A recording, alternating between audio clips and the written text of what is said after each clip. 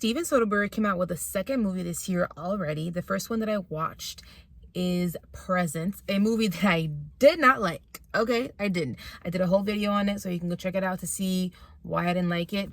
But did I like Black Bag? Let's start out with the positives. This is a spy.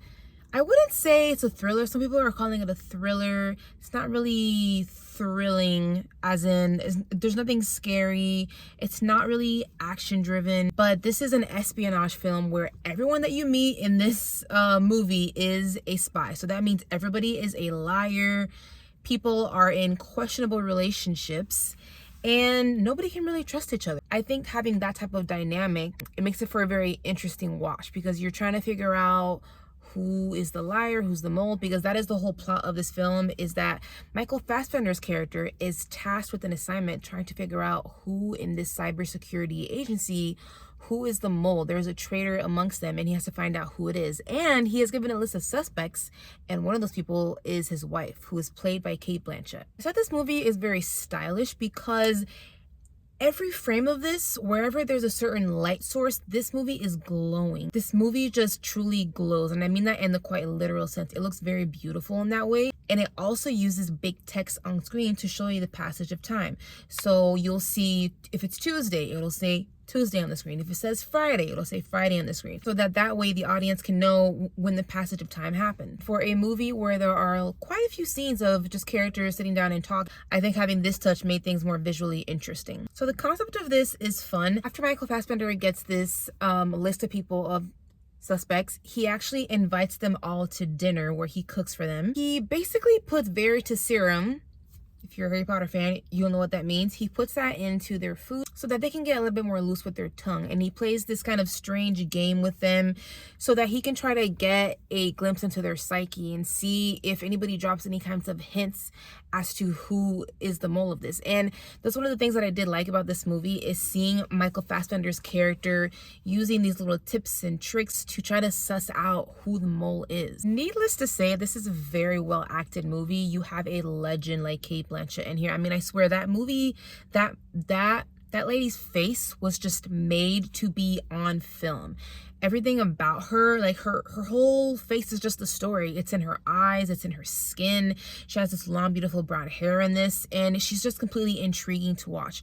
Of course, you have the very talented Fassbender, who is great in this. Sometimes I do think when you are cast in a role like this, you might play a kind of wooden, stoic super agent, which there is some of that where he has to kind of like keep things together and stoic, but there's also a few instances where you see some of the humanity there as well. I think this was really well shot. Particularly, what stood out to me was this therapy room scene between Cate Blanchett and the woman who plays the therapist in this agency. This is basically mandated that Cate Blanchett's character has to go to these therapy sessions. And it starts off kind of standoffish because, again, nobody in this movie trusts each other. So the camera starts pretty much far away. It pans out far away from both of the different characters. But as soon as each character is getting under each other's skin, the camera moves closer and closer and closer. And I love that touch, because it's that type of camera work that actually lets you feel what the characters are feeling as you're feeling uncomfortable in this therapy session. Lately, I have been criticizing films that are way too long and then praising films that are nice and short and tight, and this one made me happy because it is nice and tight. I think it is around 90 or a little bit over 90 minutes. It doesn't feel like it's dragging out. Things are interesting as you're seeing Fassbender trying to figure out who is who and who's a liar. There's a especially really fun scene with a polygraph, and everybody has to take this polygraph, and it's using a lot of different types of angles because it's kind of showing you how chaotic and just confusing this could be, because trying to figure out, you know, who is a liar amongst all these people who are supposed to be great at their jobs is going to be feeling a little chaotic. Now, when it comes to the cons, I know I said that this movie doesn't feel like it drags and that it feels tight. But having said that, I do think there were just a little bit too many scenes of people in a room who are just sitting and talking.